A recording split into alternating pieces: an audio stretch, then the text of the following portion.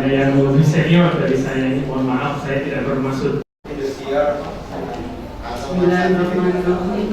Assalamualaikum warahmatullahi wabarakatuh.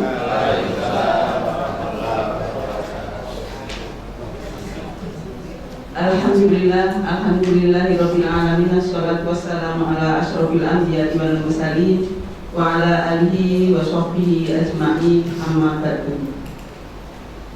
Yang terhormat Bapak Dr. Muskinul Fuad MAG,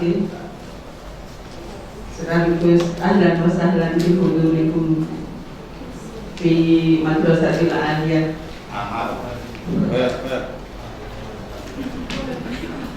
Yang saya hormati Bapak Kepala Madrasah Aliyah Negeri Purwokerto 1, Bapak Ibu guru serta karyawan Madrasah Aliyah Purwokerto 1 yang berbahagia.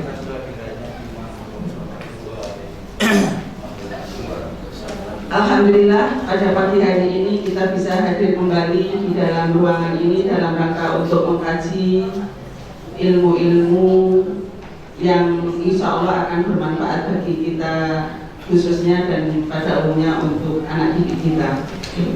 Salawat dan salam mudah-mudahan tetap tercurahkan atas junjungan Nabi kita Muhammad SAW.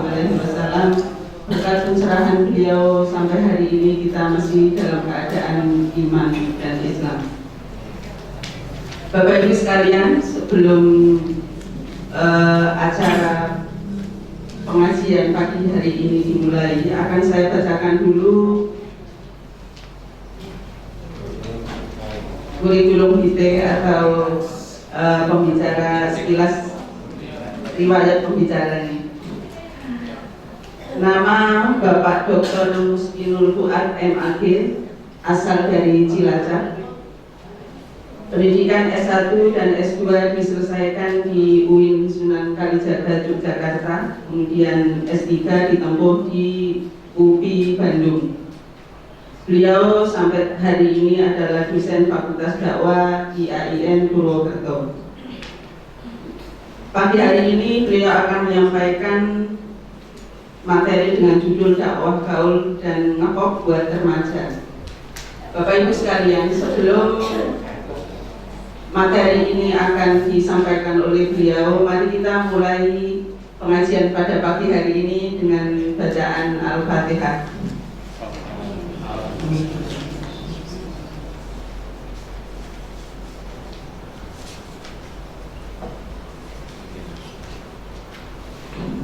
Demikian, mudah-mudahan pengajian pagi hari ini akan banyak membawa manfaat, dan kepada beliau Bapak Dr.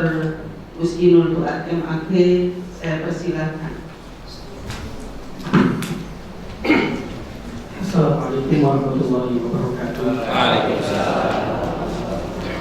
Bismillahirrahmanirrahim. Alhamdulillahilladzi ba'atha fil ummiyina rasulan minhum yatlu 'alaihim ayatihi wa yuzakkihim wa yu'allimuhumul kitaba wal hikmah.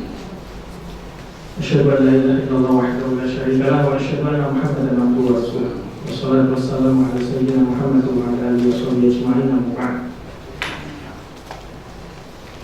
Yang kami hormati Bapak Kepala Madrasah Aliyah Negeri 1 Purwokerto,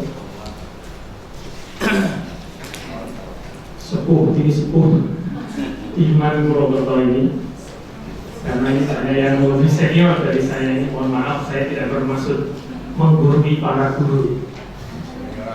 Bapak Ibu yang berbahagia, saya merasa bersyukur dan merasa merasa terhormat sekali bisa diundang untuk silaturahim dengan Bapak Ibu sekalian di sini.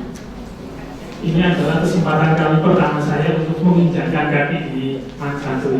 Sudah lama di Purwokerto, tapi main ke Man 1 ini baru pertama ini. Sudah sering lewat, tapi sering keliru antara Man 1 dengan Man 2. Bapak Ibu yang berbahagia, sebenarnya kemarin dalam panitia saya diminta berbicara tentang radikalisme. Tadinya saya siap, tapi kemudian kok kayaknya biasa lah Pak.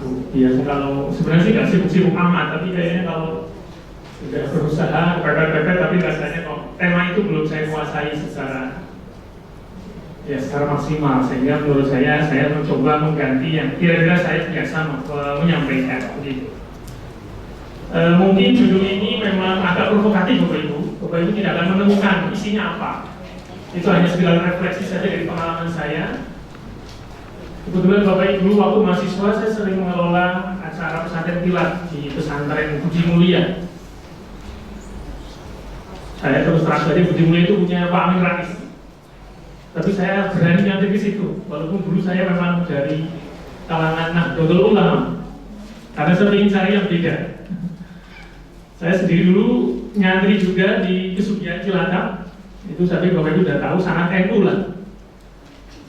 Nah kemudian saya mencoba melanglang Muhammad Dino jadinya sekarang. Kemudian pengalaman berikutnya Bapak Ibu, saya dulu waktu awal di IAIN itu tahun 2006 saya diminta mendampingi mahasiswa mengadakan pesantren kilat buat SMA 2 Purwokerto. Pernah di SMA Sokaraja, SMP Negeri Kedung Banteng. Jadi kira-kira begitulah kenapa kemudian saya tertarik lebih memilih tema ini, karena saya yakin Bapak Ibu semua itu kan menghadapi usia remaja.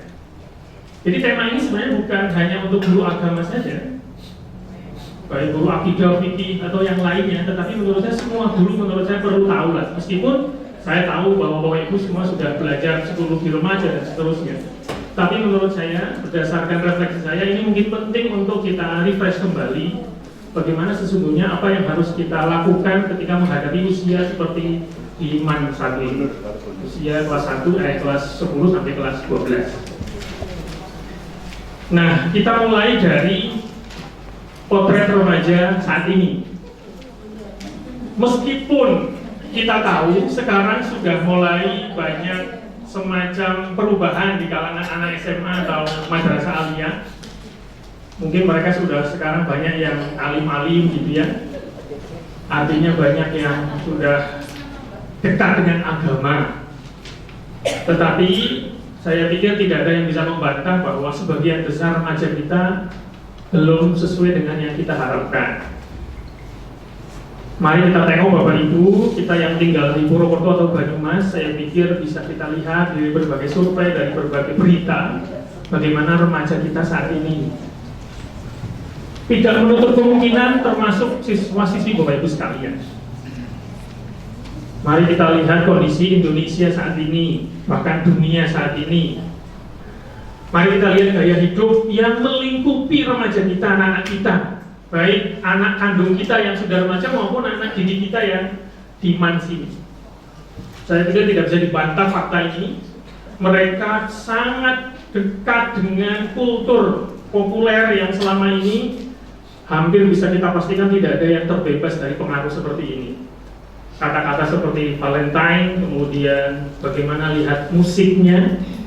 Mungkin Bapak Ibu yang sudah agak senior tidak bisa memahami itu musik yang didengar anak saya itu musik apa sih? Kira-kira begitu. Di mana letak keindahannya? Kira-kira begitu. Apalagi yang sukanya musida saja. Lihat pakaiannya, ya mungkin kalau saya yakin kalau di Man sendiri di dalam kampus atau di sekolah ini ya tertutup semua, tapi lihat di luarnya bagaimana pengaruh yang mereka tonton dan seterusnya. Yang terakhir saya pikir narkoba itu sudah sangat mengkhawatirkan. Sasarannya adalah usia remaja dan sangat sukses. Dan selanjutnya mohon maaf, rokok misalnya. Saya tahu Bapak Ibu kalau nggak puasa yang di Bapak atau Bapak yang di sini kalau pas nggak puasa mungkin ada yang rokok. Tapi saya yakin kalau ditanya ingin nggak anaknya siswanya merokok, pasti bisa tidak. Tapi saya pikir rokok itu sudah sangat sukses iklannya. SMP, SMA itu sudah sangat dekat dengan rokok. Seks bebas, saya nggak tahu di Purwokerto, tapi rasa-rasanya nggak beda-beda jauh lah ya. Bapak Ibu yang dulu pernah kuliah di Jogja pernah mendengar saya pikir survei beberapa penelitian tentang kos-kosan di Jogja, itu rasanya sangat mengkhawatirkan. Bagaimana budaya pergaulan mereka. Yang terakhir sekarang kita lihat di TV, puasa-puasa ada geng motor menyerbu orang, menyerbu masyarakat umum, bahkan ada yang mati di berbagai kota yang kemarin kita saksikan. Mungkin Bapak Ibu punya kosakata lain, apa kira-kira yang tepat untuk menggambarkan kondisi anak-anak remaja kita? Monggo silakan simpulkan sendiri. Kalau kita sudah tahu kondisinya, jangan lihat anak yang baik-baik Bapak Ibu. Mari kita lihat yang di luar. Mungkin kalau kebetulan Bapak Ibu anaknya baik-baik saja, gak ada masalah, ya alhamdulillah. Tapi saya pikir pengaruh ini tidak bisa kita proteksi selama 24 jam, karena mereka sudah lebih pintar daripada kita bagaimana mereka mengakses media dan seterusnya. Bapak Ibu mungkin sekali-kali coba lihat apa konten HP mereka dan seterusnya. Nah, kalau kita lihat kondisi yang tadi sebagai sampel barangkali, kira-kira pertanyaannya, kita optimis atau pesimis dengan masa depan mereka? Bangsa kita ini di tangan mereka.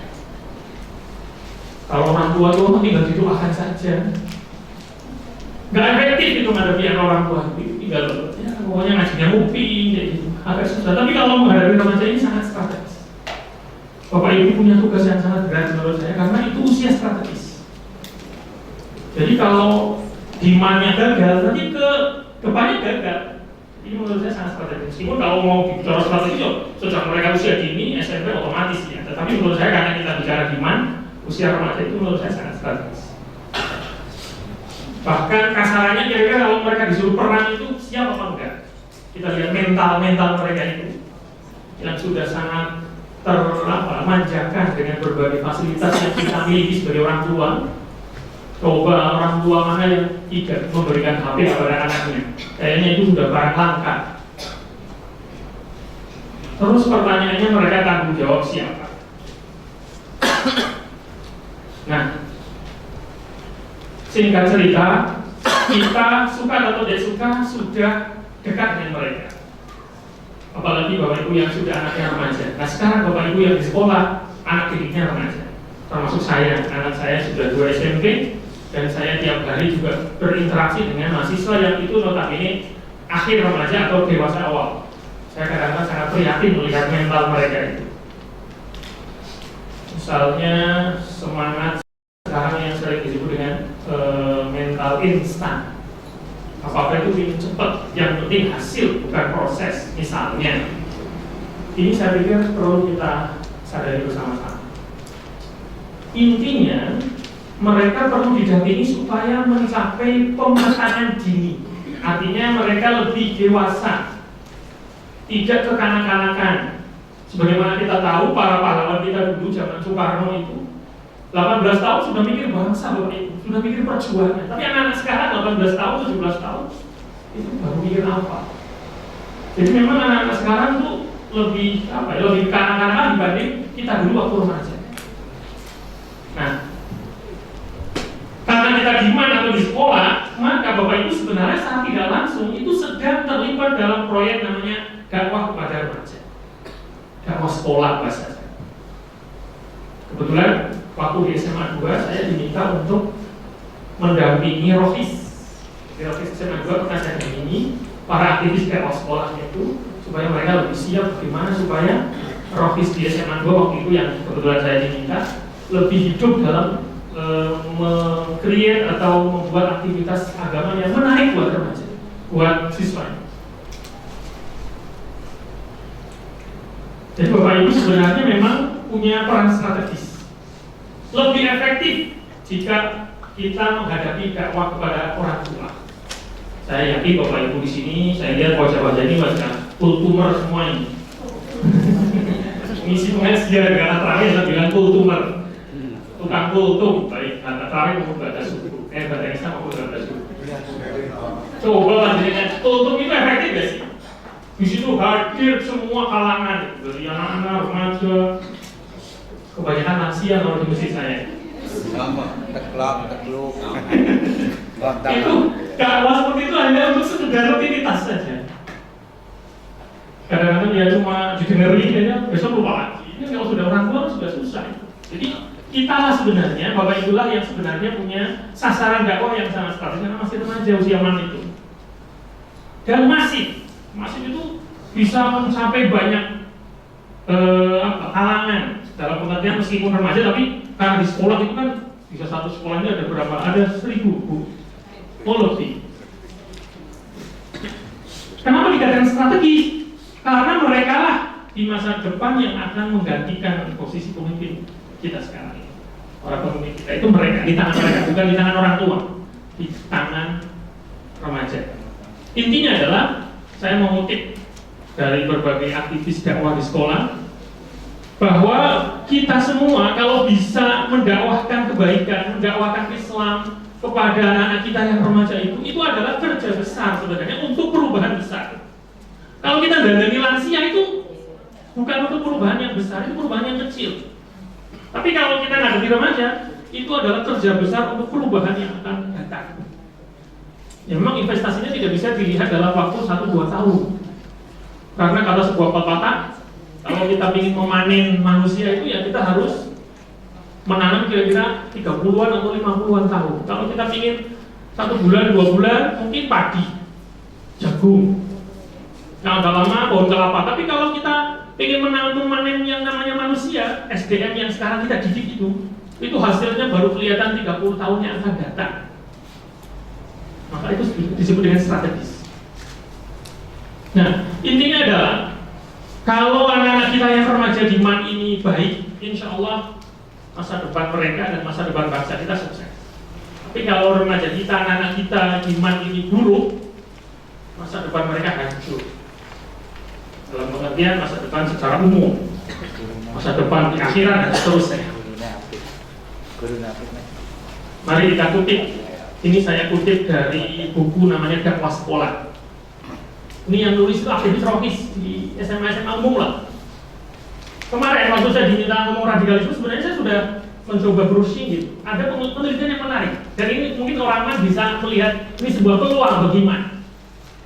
Ada penelitian yang kemudian menimbulkan kontroversi waktu itu sekitar tahun 2010 sampai 2012. Dilakukan oleh seorang guru besar namanya Bambang Pranowo, guru besar UIN Jakarta.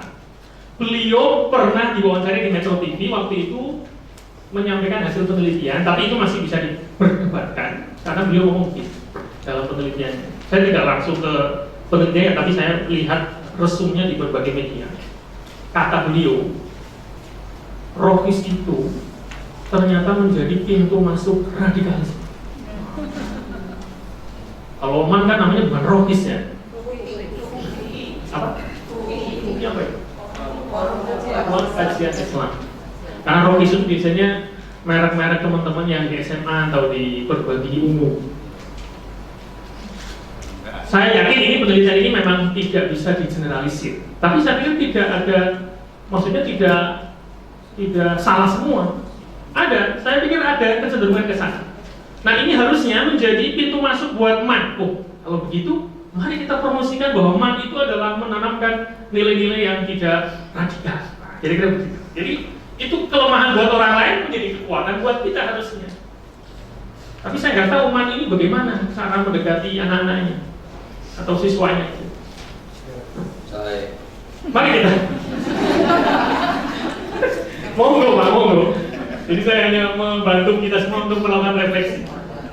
Kata seorang John Kennedy, mantan Presiden Amerika, beliau, John Kennedy itu pernah memprihatinkan remaja Amerika.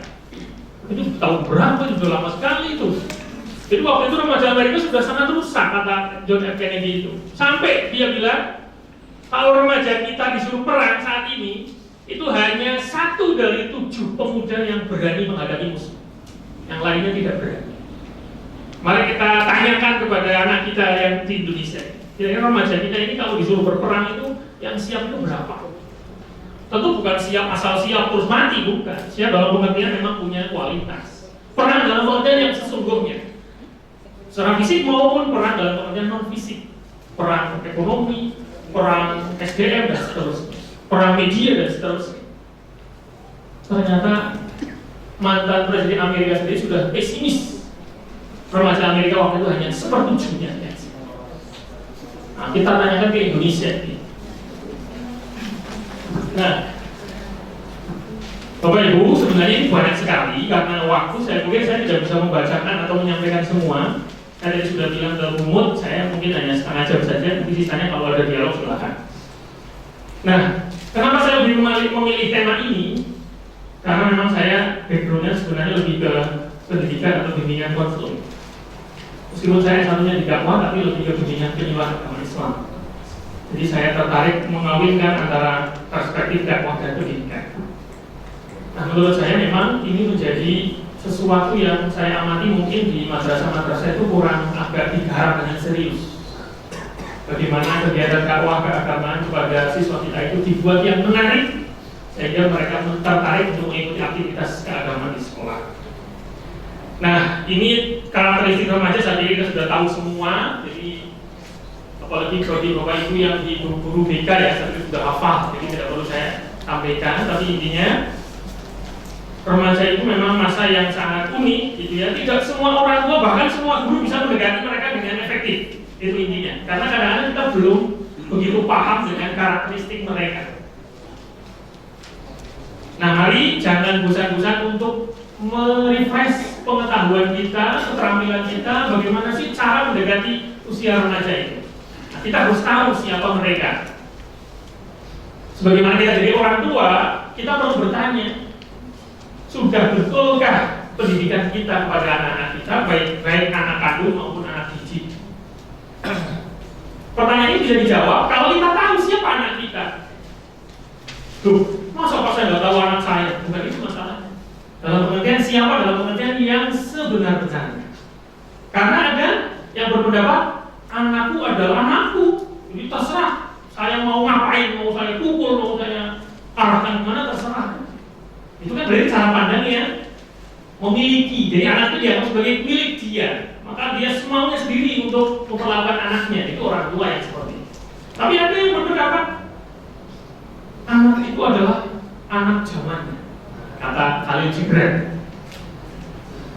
Jadi anak itu adalah anak zaman, bukan anak kita. Bahkan kita sering mendengar bahwa Ali bin Abi Thalib, sahabat Ali, pernah berkata bahwa didiklah anakku karena mereka akan hidup di mana dia akan hidup yang zamannya berbeda dengan kita. Maka ini menurut saya membutuhkan pemahaman yang utuh terhadap siapa yang kita hadapi. Kalau kita berdakwah ya siapa yang kita ketuai, kalau kita mendidik ya siapa yang kita didik. Kalau anak-anak kita di rumah masih kecil ya kita harus tahu karakteristik mereka seperti apa. Kalau kita di sekolah ya, karena kebanyakan saya di sini remaja, pertanyaannya adalah siapa sih remaja? Itu tolong di refresh kembali. Intinya remaja memang sedang mencari jati diri, pingin sendiri, pingin dianggap mampu, tidak ingin dianggap sebagai anak-anak. Meskipun masih minta duit ke kita, tapi pendapat dia, nilai-nilai dia tidak ingin terlalu dalam pengertian didikte oleh orang tua, termasuk kita. Intinya adalah remaja itu punya kebutuhan bagaimana mereka ketika menghadapi perubahan fisik, emosional, seksual, dan seterusnya. Bagaimana mereka kita dampingi supaya tidak terlalu bingung menyikapi perubahan seperti itu. Kemudian termasuk nilai-nilai religius, nilai moral, keyakinan, dan seterusnya. Jangan kaget kalau anak-anak kita tahu-tahu kok beda dengan kita ya. Pahamnya kok beda, ini yang sering terjadi kan? Orang-orang tua yang kebetulan menjadi orang tua yang diuji anaknya menjadi pelaku teror di Indonesia, kebanyakan muda-muda itu usia 17, 18, mereka itu rata-rata kaget. Coba gak tahu anak saya mau jadi begitu. Nah, ini menurut saya menjadi masalah buat kita. Jadi mereka selama ini boleh jadi kurang didampingi. Jadi tahu-tahu mereka direkrut oleh sebuah gerakan yang kita anggap ekstrim, kemudian orang tuanya tidak tahu. Karena mereka tidak mau tahu sejak awal, tidak mau mendampingi anak mereka besar dan seterusnya. Kemudian anak-anak remaja itu juga menghadapi lingkungan yang berbeda dengan keluarganya. Beda. Mereka sudah mengakses yang belum kita akses sebagai orang tua, apalagi orang tua yang gaptek. Anak-anak kita luar biasa. Anak saya 2 SMP, Bapak Ibu, tidak pernah saya ajari bagaimana mendownload, bagaimana itu sudah bisa sendiri, nggak tahu dari mana itu. Mau pakai laptop, mau HP, itu luar biasa. tidak kalah dengan mahasiswa TIK atau mahasiswa komputer.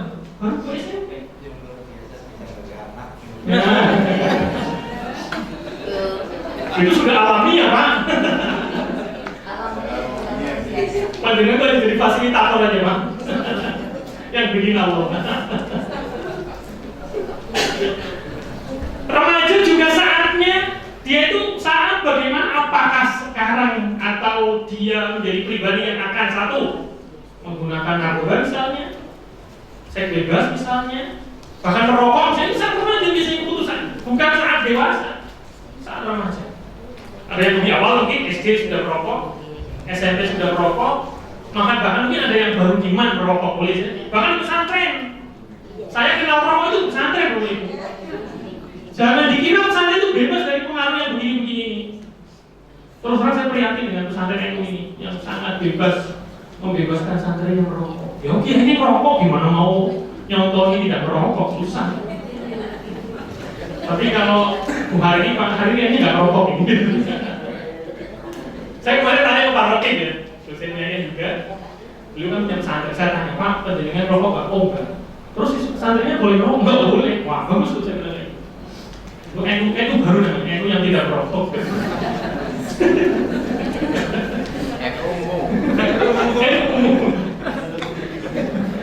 Saat remaja Pak, mereka itu mau ngapain, mau menggunakan apa, mau memilih sikap apa, itu saat remaja. Jadi sangat strategis, sangat rawat memang.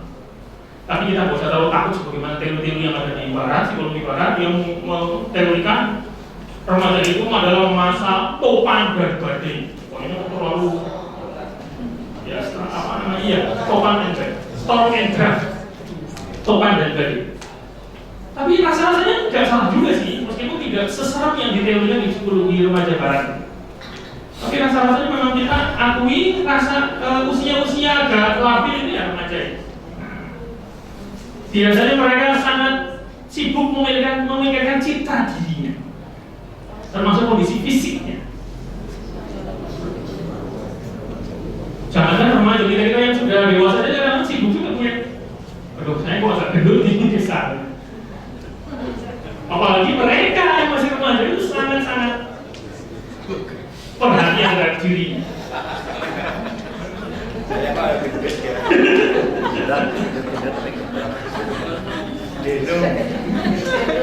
Ini contoh-contoh Pak, orang tua, remaja itu biasanya yang normal ya, itu tidak suka kalau orang tuanya terlalu sering melihat pasnya oposino gitu. Soalnya nggak percaya gitu. Termasuk mungkin razia di kelas itu, mungkin kadang-kadang tidak ngerti juga, itu akan menimbulkan Pak guru itu nggak percaya sama saya, kira-kira begitu. Meskipun boleh jadi itu masih bagus dalam pengertian penegakan kedisiplinan. Biasanya remaja itu ingin jauh dari orang tuanya.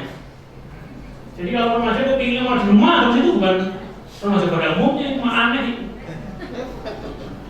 Dan jangan heran mereka itu nggak suka diam di rumah, seringnya ngelayap. Nah, apa intinya Bapak Ibu? Prinsip lah ya. Saya tidak bisa teknisnya prinsip. Saya yakin Bapak Ibu yang lebih senior dari saya, anaknya sudah mahasiswa, sudah SMA, itu sudah lebih berpengalaman dari saya. Karena saya anak pertama baru 2 SMP. Jadi yang saya baca itu mungkin bersifat teori, ya pengalaman sedikit. Teorinya, intinya adalah mari kita bangun hubungan saling percaya dengan anak kita yang masih remaja atau dengan anak didik kita. Kepercayaan itu penting. Kalau kita sudah dipercaya oleh mereka, apapun bisa kita rubah terhadap mereka. Tapi kalau kita sudah tidak dipercaya, ya sudah susah kita mau mendekati bagaimana bila nggak dipercaya. Jadi orang tua nggak dipercaya anaknya, udah itu adalah awal dari masalah-masalah berikutnya. Jadi mohon maaf Bapak Ibu, jika misalnya di antara kita ada yang kayaknya kurang percaya, itu perlu dilihat kembali, baik oleh anak kandungnya maupun anak didiknya. Terus jangan menghakimi. Remaja itu nggak suka dihakimi. Mohon maaf itu namanya guru agama ini ya, atau yang guru fikih. Fikihnya bukan hakim. Jadi hati-hati ya guru fikih ini. Sama kita mau menyampaikan bahwa itu haram, tapi itu tidak harus kita yang bukan kita yang mengatakan, tapi biar mereka yang mengatakan. Kita hanya mengeksplor, memancing pendapat mereka, membaca dan seterusnya, mengajak mereka untuk tahu agama dan seterusnya. sudut pandang mereka Bapak Ibu. Jadi kalau kita sudah memahami sudut pandang mereka, itu akan lebih gampang mendekat. Gambarannya Bapak Ibu, gambarannya. Bapak Ibu sudah segini ya. Sementara remaja kita kan baru segini. Coba, kalau Bapak Ibu nggak mau mengikuti ini yang masih remaja kan begini kan jalannya, nggak ketemu kan ngomongnya. Remajanya baru segini tingginya, dia ngomong ke sana. Orang tua sudah setinggi, ngomongnya ke sana. Apa kemungkinannya supaya ketemu? Kemungkinan pertama adalah remajanya ngikuti orang tua. Nah, bisa nggak remaja ngikuti orang tua? Susah, karena mereka belum pernah jadi orang tua. Nah, yang paling mungkin adalah orang tuanya yang ngikuti remajanya. Kita yang dengkluk. Jangan anak kita suruh donat, susah ya. Itu gambarnya seperti pahami sudut pandang mereka, pahami perasaan mereka. Terus di depan mereka kalau ngomong harus jujur, tulus, jangan dibikin-bikin, jangan berpura-pura. Kalau kita salah, bilang salah. Jangan gengsi Bapak Ibu minta maaf kepada siswanya, kepada anaknya, berterima kasih. Kita itu jarang ngomong begitu kan anak kita. Oh, guru jangan ini. Kalau nggak bisa salah dulu, nggak mau salah. Nah, ini saya pikir perlu kita rubah pada Nabi. Gengsi, minta maaf, saya minta maaf ke anak diri saya. Terima kasih, minta maaf, apalagi itu tiga. Tolong. Jangan main player tapi tolong. Monggo lah, kita sudah sering baca. Apakah kita tidak boleh mengubah keyakinan mereka, termasuk keyakinan yang sudah menyimpang boleh jadi? Bisa, cuma bukan frontal. Frontal maksudnya, kamu salah begitu. Itu namanya frontal, menghakimi. Yang bagus itu adalah kita bertanya, mengeksplorasi. Biar dia yang menemukan kesalahannya. Kita hanya menggiring dia dengan motivasi, dengan pertanyaan, dengan pancingan. Biar mereka sadar terhadap perilaku dan keyakinan mereka. Intinya adalah ajar mereka untuk bertanggung jawab atas segala keyakinan, sikapnya dan pikiran. Saya yakin mereka itu sesungguhnya kalau nggak ada masalah yang berat itu gampang diajak ngomong kalau kita sudah seperti ini. Nah, cara-cara yang tadi kita sudah sampaikan, insya Allah akan membantu mereka merasa dihargai. Remaja itu kalau dihargai itu senangnya luar biasa.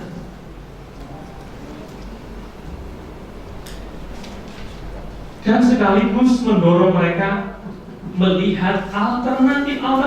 Jadi tidak hanya satu sudut pandang, tapi beberapa alternatif tentang masa depan mereka. Masa depan itu apa? Mau kemana? Mau kerja apa? Mau milih hobi apa dan seterusnya? Mau mengembangkan bakat apa? Itu berikan alternatif, pilihan-pilihan. Nah, kembali. Saya yakin rata-rata orang tua siswa kita di MAN ini adalah orang tua yang belum ideal. Termasuk kita yang hadir di sini, siapa yang boleh mengatakan saya sudah ideal jadi orang tua? Gak ada. Apalagi orang tua mereka. Kita yang guru saja, yang dosen saja seperti saya, merasa belum menjadi orang tua yang ideal. Apalagi orang tua siswa kita, yang backgroundnya macam-macam itu, ada yang guru, ada yang petani, mereka punya waktu untuk bicara dengan anaknya. Terus mereka perlu apa? Perlu orang yang bukan orang tua mereka tapi paham. Dan seperti kita ini harusnya. Jadilah guru yang bisa menjadi pengganti orang tua mereka di rumah, yang lebih memahami. Kalau ngomong tidak isinya cuma ceramah saja. Anak muda itu nggak suka diceramahi loh Pak. Mereka tuh butuh didengar. Penyakit orang tua itu kan susah mendengar. Kalau ngomong gampang orang tua itu, termasuk guru itu. Tapi mendengar itu susah. Orang tua itu sering begitu, baru ngomong satu kata dua kata langsung dipotong. Enggak ngomong, nah kamu harus begini, langsung dikasih resepnya dokter. Jadi insya Allah saya berharap karena kita punya waktu untuk belajar yang begini-begini, guru itu kan punya waktu untuk belajar namanya metodik didaktik, psikologi remaja, psikologi pendidikan. Itu semuanya itu ilmu sebenarnya yang harusnya memperkuat kita sehingga kita menjadi orang yang insya Allah bisa menjembatani antara anak didik kita dengan orang tuanya sehingga kita lebih bisa mendekati mereka. Semua, tidak hanya guru agama saja. Jadi kata dakwah di sini bukan hanya tugas guru agama, itu semua guru yang ada di sekolah. Guru BK apalagi. Guru BK tuh nggak bisa ngomong dengan siswanya, wah itu repot itu. Guru BK itu harus menjadi guru yang paling dekat dengan siswa. wali kelas. Nah itu juga harus menjadi sosok yang bisa dekat dengan siswa. Jangan memihak peraturan sekolah terus. Termasuk guru mata pelajaran lain, semua saya jalan. Cuma presentasinya yang berbeda. Kalau BK mungkin presentasinya 100%, kalau guru agama 70%, yang lain mungkin di bawahnya dan seterusnya. Terakhir, maka saya sebagai kesimpulan dari tema kita ini, tugas kita sebagai guru termasuk sebagai karyawan semua saya pikir itu adalah bagaimana berdakwah terhadap anak didik kita. Berdakwah di sini bukan dengan bil lisan, tapi dengan bil hal termasuk ya, dengan contoh dan seterusnya. Jadi kita semua guru di MAN ini itu adalah dai buat mereka sebenarnya, mengajak mereka untuk berbuat baik dan seterusnya. Sasarannya adalah remaja, anak kita di MAN ini. Maka setiap guru MAN harusnya memang bisa berdakwah kepada remajanya, kepada siswanya dengan baik. Pendekatannya apa? Nah ini kesimpulan tapi tidak ada isinya. Pendekatannya adalah yang ngopok dan gaul. Ngopok itu artinya kita paham selera mereka, kita paham bahasa mereka, kita gunakan budaya-budaya yang mereka asal itu tidak negatif ya, kita pakai istilah-istilah. Kalau istilah itu dikuasai Bapak Ibu, kuasai bahasa gaul yang sering digunakan oleh anak-anak kita. PHP, ngeles, kalet, apa? Keles, saya juga kadang lupa itu. Harus tahu Bapak Ibu, karena kalau kita sudah menyampaikan kata-kata yang sama dengan mereka itu akan ada kedekatan. Tapi kalau ngomongin jadul terus, wah itu agak jauh anak-anak kita menjadinya. Ya minimal paham, tidak harus menggunakan. Coba Bapak Ibu sekarang lihat gaya SMS anak sekarang ke kita. Saya di IAIN itu, Mas sekarang kalau SMS ke dosen itu seperti SMS ke teman. Pakai aku. Anak sekarang nggak bisa ngomong saya, aku ngomongnya. Itu adalah budaya ngepop sebenarnya. Itu karena dari artis-artis yang sering diwawancarai ngomongnya aku. Akhirnya mereka ngomongnya. Nah, tadi sebenarnya materi yang di bawah itu tidak akan saya sampaikan, itu hanya contoh Pak Ibu. Jadi ceritanya waktu itu saya disuruh meng-create, merancang pencarian nilai di SMA 2, SMA Kopassus waktu itu. Apa temanya? Nah ini buat guru Vicky ini. Waktu itu saya kasih tema untuk masalah pergaulan, itu judulnya adalah zona gaul. Dari bahasanya itu sudah sangat ngopok itu. Jangan bahasanya selalu pacaran dalam Islam, itu sudah kuno itu istilah seperti itu. Bahasa-bahasanya itu perlu kita kemas supaya mereka itu lebih ngerasa kita banget nih. Ini contohnya. Jadi saya tidak akan bacakan, tidak akan saya sampaikan, monggo. Itu sekedar contoh saja. Kalau kita ingin membuat mereka dekat dengan agama, ya kita harus menyesuaikan kemasannya. Dalilnya sama, Qurannya sama, hadisnya sama, tapi pendekatannya yang berbeda. Kebetulan saya dulu pernah meneliti karakteristik dakwahnya UJ. Di waktu saya penelitian bagaimana karakteristik dakwah gaul yang dibawakan oleh Ustaz Jeffrey Almarhum. Nah, itu kira-kira begitu beberapa hal, bagaimana pendekatan dia, bacaan dia, bahasa dia itu sangat tepat untuk mereka untuk diterapkan. Apakah orang tua harus seperti menjadi mereka? Tidak. Minimal paham, terutama guru yang muda ini harus ada yang meng-create bagaimana acara-acara di sekolah ini untuk mereka itu lebih gaul, lebih tokoh dan seterusnya. Mungkin sementara itu dari saya, mohon maaf jika kurang berkenan, mungkin tidak sesuai dengan harapan.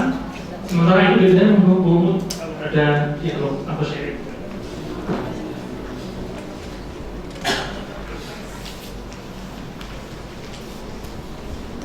Gimana Bapak Ibu sekalian, siapa yang puas? Lagi puasa puas.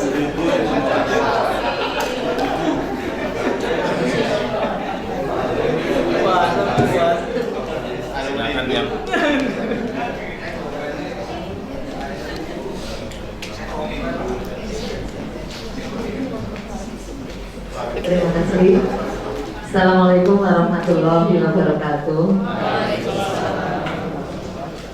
Yang terhormat Bapak Dr. Muskinul Fuad MAG. Saya bukan guru agama, tapi ketika Bapak menyampaikan materi ini begitu menarik buat saya.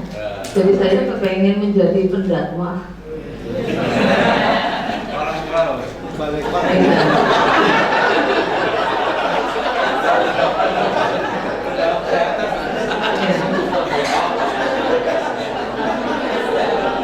Kolesterol.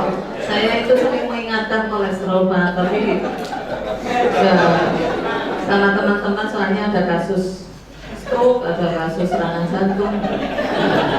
Jadi kalau ngomong apa sedikit langsung ke kolesterol. Saya Bapak itu tadi menjadi pendakwah itu kan, kalau di sini pasti yang dilihat ya guru agama ya, yang punya apa namanya otoritas untuk mendakwah. Tapi ini ada model dakwah itu Pak, yang modelnya kayak dilakukan Sudirman ketika perang, model gerilya. Gimana menurut Bapak itu efektifkah? Kami sih sebagai guru sudah kadang-kadang di kelas juga udah mulai dakwah model ketika kita mengajar gitu, semampu kita, apa yang kita tahu. Tapi biasanya nggak pakai dalil-dalil, hanya ya apa yang bisa kita sampaikan. Ya, menurut Bapak gimana yang model apa itu tadi gerilya? Kapan sampainya itu? Terus tadi yang kedua, saya kok tidak sependapat kalau orang tua itu sudah tidak efektif lagi didakwahi. Saya menurut saya orang tua pun punya ini Pak, punya apa? Ya, biar mendakwah lagi gitu. Jadi tidak hanya untuk didoakan saja. Soalnya nanti buat dakwah di keluarganya, buat di saudaranya. Ya, itu saja Pak yang saya sampaikan. Terima kasih. Assalamualaikum warahmatullahi wabarakatuh. Protes.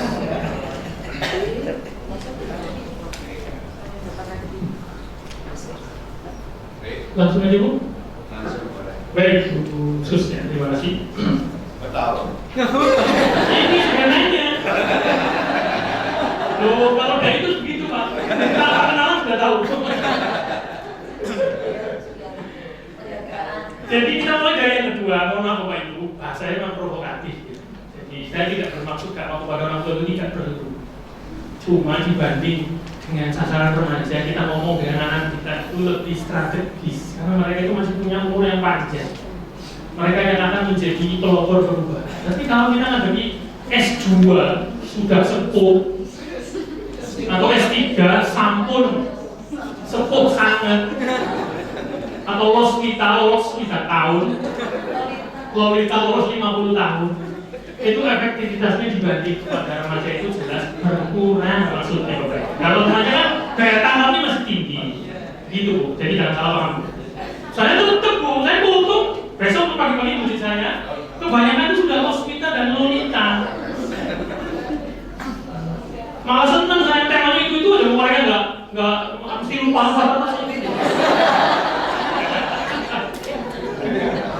Tapi coba, kenapa kalau kultum habis subuh mesti ditinggal oleh remaja kebanyakan?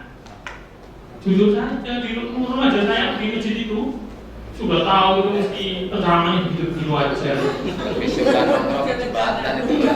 Anak saya itu dari kelas 2 SD, kelas 3 SD tadinya mau ikut karena mau nyatet tugas buku Ramadan itu. Begitu orang tua semua dia pulang.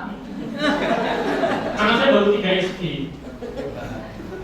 Ya itulah, saya pikir kita harus objektif mengakui dakwah-dakwah yang cuma insidental, meskipun rutin ya kayak kultum itu efektivitasnya rendah. Bukan berarti tidak berpahala, itu berpahala mencari ilmu. Ya intinya dakwah panggung lah. Jadi sebenarnya Bapak Ibu tadi bilang gerilya itu sudah berdakwah sebenarnya. Artinya dakwahnya itu seperti garam, jangan seperti gincu. Gincu itu menarik tapi tidak ada rasanya. Tapi garam tidak kelihatan, tidak menarik tapi terasa asin. Nah, begitu. Itu saya pinjam misalnya Pak Syafi'i Ma'arif. Jadi beliau menyarankan kita itu memperjuangkan Islam jangan pakai politik gincu. Apa politik gincu? Mohon maaf ya, saya tidak bermaksud memihak salah satu paham. Politik ginju itu namanya pokok negara Islam, itu politik ginju namanya. Khilafah, mereknya, nah kulitnya. Kata Pak Sofie kemarin, kita dakwah dengan politik garam. Nah garam itu termasuk begitu Bu. Ceramah pakai dalil itu menurut saya hanya formalitas doktrinal. Kalau tidak nyampe itu garamnya kurang, tapi kalau nyampe alhamdulillah. Tentu harus ada yang tetap pakai dalil, ceramah itu tetap. Itu dakwah yang sifatnya wajib kifayah, yang profesional. Tapi kalau kita Bu masuk kategori yang wajib ain, fardhu ain, apa dakwahnya? Dakwah fardiyah. Kita ngajar anak didik kita meskipun satu orang yang berhasil itu sudah sangat luar biasa. Anak-anak kita di rumah itu juga berdakwah. Dakwah secara personal, secara individu. Sementara yang dimaksud dakwah-dakwah yang tadi pakai dalil, pakai podium, pakai TV itu adalah yang sifatnya dakwahnya kewajibannya memang untuk mereka yang menekuni di sini. Begitu Bu ya. Oh, kembali lagi. Saya manut monggo dulu.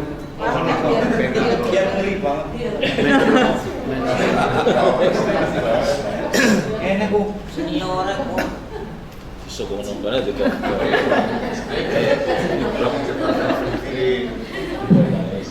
Assalamualaikum warahmatullahi wabarakatuh. Bapak yang kami hormati dan pada Bapak Prof. Fuad yang kami hormati. Ini sedikit pertanyaan ya bukan, tapi sharing. Saya pernah mendengar ada seorang Satlantas di Kabupaten Banyumas mengadakan penelitian korban kecelakaan. Dan ternyata itu dari sekian korban itu hampir 90% itu belum di akekah. Iya. Yang mati itu ternyata 90% itu belum di akekah. Kaitannya apa? Kaitan juga nanti bahwa kami pun apa yang disampaikan panjenengan bahwa anak yang berhasil di STAIN itu bukan hebatnya dosen-dosen STAIN. Di MAN juga bukan hebatnya guru-guru di MAN. Yang paling mendasar adalah awal pendidikan yang disampaikan orang tua dan begitu rapi atau terjaga dengan baik. Sejak dari keluarga sampai PAUD sampai SD. Jadi kalau anak yang berhasil di MAN itu rata-rata dari SD, SMP itu sudah baik. Jadi pendidikan dasar yang luar biasa. Kemudian pendidikan dasar itu juga tidak lepas dari karakter orang tuanya. Kalau tidak salah, itu saya pernah mendengar bahwa setiap barang yang haram ketika masuk ke dalam tubuh akan tumbuh menjadi daging yang haram. Nah, daging yang haram inilah yang menyebabkan anak itu sulit sekali menerima hasrat kehendak dari orang tua. Kemudian lagi, ketika saya akan menikahkan anak perempuan saya yang pertama, itu ditanya, mau nikahkan sendiri atau diwakilkan? Nikahkan sendiri. Kemudian dia minta membuka lagi akte nikah, kemudian akte anak saya. Saya tanya, kenapa? Enggak. Boleh enggak? Boleh. Kenapa? Ternyata yang dia lihat adalah tanggal pernikahan saya dan tanggal lahir anak saya. Jadi anak itu sudah ada di kandungan apa belum sebelum menikah. Kalau ternyata antara tanggal nikah saya dengan kelahiran usianya itu tidak memungkinkan, ternyata tidak boleh menjadi. Nah, berkaitan dengan itu juga pernah seorang peneliti dokter itu mengatakan ketika suami istri sedang berhubungan berzina, kemudian sang laki-laki itu membayangkan Marilyn Monroe atau si perempuan itu membayangkan bukan suaminya, maka di situ gen yang timbul itu menjadi bingung. Iya. menjadi lahir bayi-bayi terlahir yang mungkin sekarang LGBT, waktu orang, anak orang, nggak ada orang. Nah, kemudian yang berikutnya lagi lebih ngeri lagi, dari setiap 20 bayi lahir, dari setiap 100 bayi yang lahir, itu hanya 2,5% yang diawali benar-benar orang tuanya itu kepingin punya anak. Yang lainnya itu hasil sampingan. Orang kejar. Artinya, kamu kesel pasti bangane. Yang benar-benar niat semoga mendapatkan anak yang soleh-soleha. Itu ternyata hanya 2,5%. Sehingga wajar sekali kalau anak-anak kita itu sulit untuk menerima yang orang tua. Orang kejar. Iya, orang mata. Nah, apakah hal ini pernah juga dilakukan suatu penelitian? Kemudian tadi berbicara tentang Ustadz Uje itu, saya kenal sedikit dengan beliau ketika sama-sama di Inapot. Karena beliau pernah di Inapot. Di sana ternyata konteks pendidikannya, karena seperti yang kita lihat di sini, ternyata ujuk-ujuk jebulannya anak-anak kita sudah luar biasa kerusakannya. Dan di sana pun diadakan suatu penelitian konsep latar belakang orang tua, pekerjaan dan sebagainya. Kemudian di dalam proses penyembuhan dengan teknik Inapot itu, bahwa mereka benar-benar boarding schoolnya itu luar biasa dan itu tingkatan-tingkatan. Sehingga untuk mengembalikan saraf-saraf yang sudah begitu rusak itu di sana setiap jam 2 malam itu mesti duduk di bawah pancuran ya, air yang baru keluar itu ternyata kalau jam 2 malam itu masa jenis airnya itu paling kuat, paling besar, sehingga daya seratnya itu menjadi paling kuat, sehingga kemarin Pak Halil menyampaikan mandi fajar itu betul, itu menghidupkan saraf-saraf yang lemah. Nah, berkaitan dengan itu, mungkin perlu juga dilakukan suatu penelitian juga, misalkan di Gastein, saya juga mendengar kalau tingkat 1 itu katanya wajib mondok. Ini juga dalam rangka mungkin seperti itu. Nah, sehingga mungkin kalau di dalam pondok itu ketat, seperti kami dalam mempraktekkan itu memang sebelum mujahadah itu mereka wajib mandi malam. Dan mujahadah itu dilaksanakan jam 1 malam. Dan memang rata-rata ya manusia-manusia yang tidak diharapkan kelahirannya di dunia, artinya ada sampingan, efek sampingan. Nah, sehingga kalau kita melihat sekarang itu ya wajar karena ternyata anak-anak kita itu tidak mewarisi apa yang ada dari kedua orang tuanya.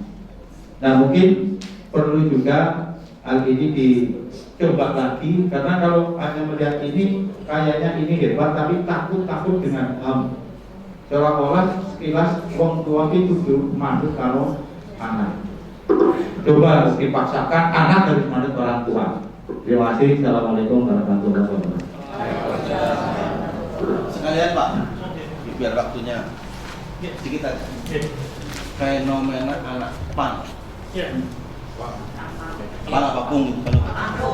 Pang benar. Sangat yakin Pak. Saya yakin semuanya ketika itu hanya bergerak ini belum. Dan betul kata Pak Budi, saya juga sering dalam itu bocah anak sama.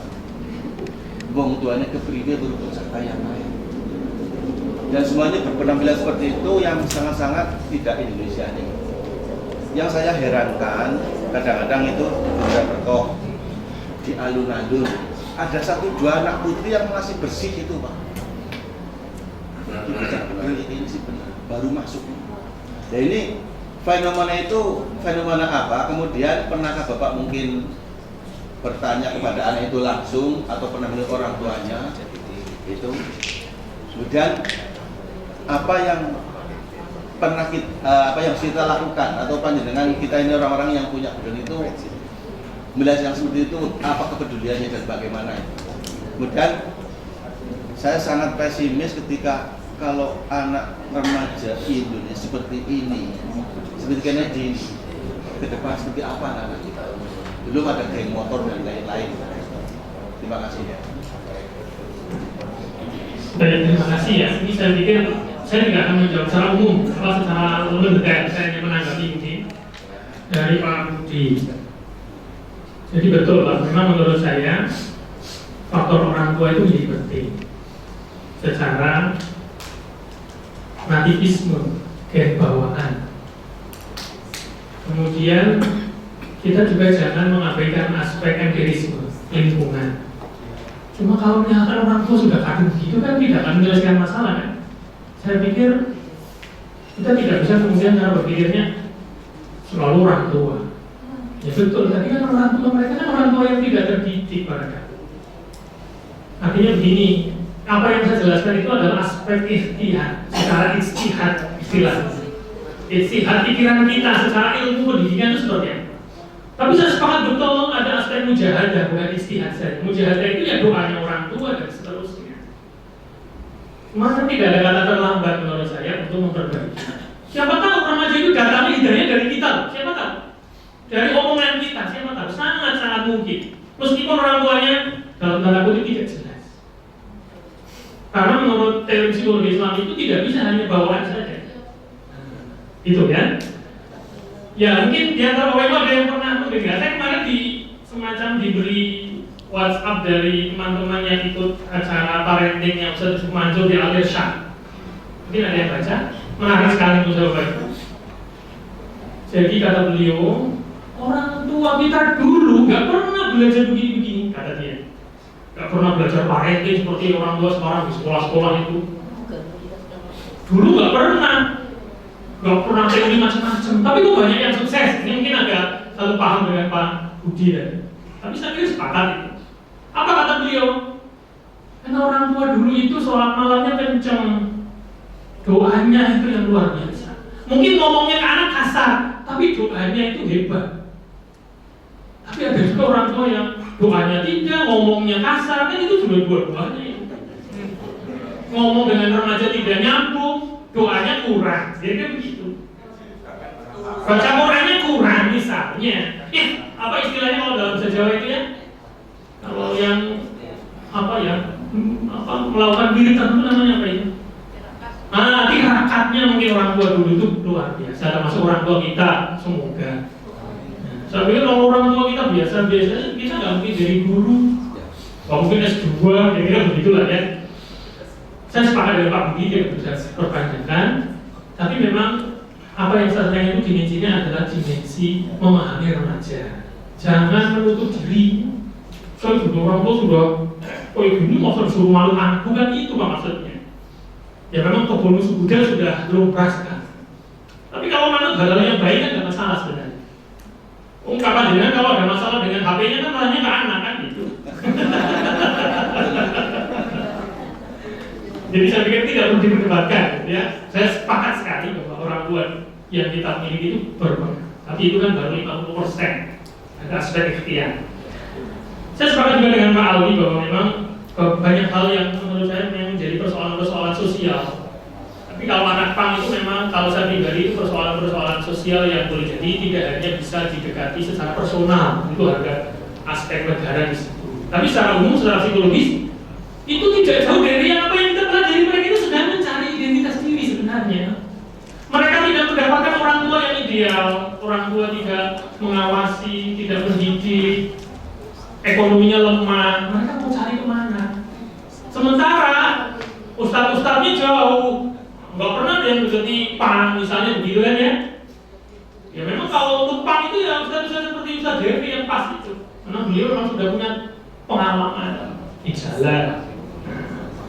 Saya pikir sekarang banyak loh kiai-kiai yang dalam tanda kutip beling seperti itu. Mereka punya pengalaman hitam. Justru itu menarik, mereka akan efektif. Ngomong mengingatkan orang yang terkena narkoba akan lebih efektif jika yang ngomong itu pernah mengalami. Kalau kita tidak pernah alami kan, bukan coba dulu Pak, kita manfaatkan orang-orang yang sudah bertaubat itu maksudnya.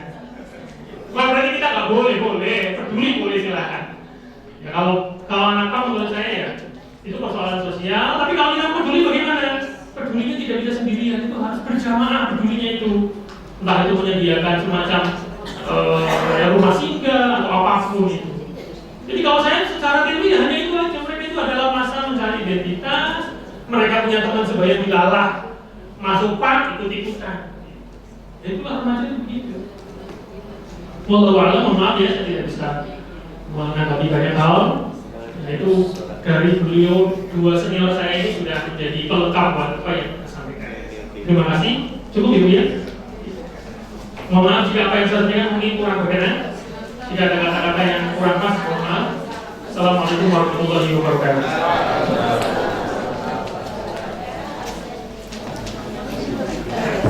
Terima kasih atas penyampaian materi. Ada Bapak Dr. Miskinul Fuad, mudah-mudahan sangat bermanfaat untuk kita semua. Bapak Ibu sekalian, penyampaian materi sudah, kemudian dialog sudah, ilmu sudah kita dapatkan, mudah-mudahan bisa bermanfaat. Marilah kita tutup acara pagi hari ini dengan bacaan hamdalah bersama. Alhamdulillah. Kurang lebihnya mohon maaf. Billahi taufiq wal hidayah. Assalamualaikum warahmatullahi wabarakatuh.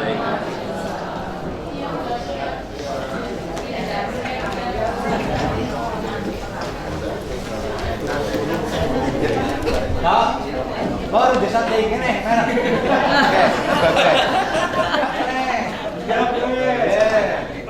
Dulur wong. Saya ternyata kayak kumpulkan orang bagi. Aja bareng-bareng sendiri.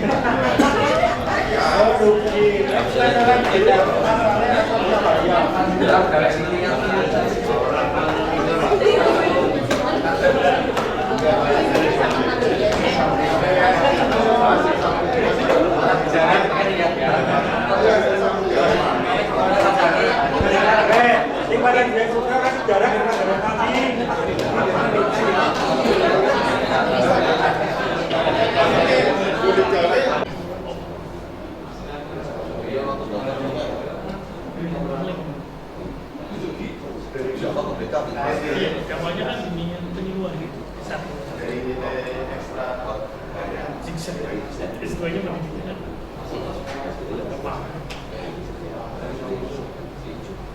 Lintas. Oh, enggak. Yes.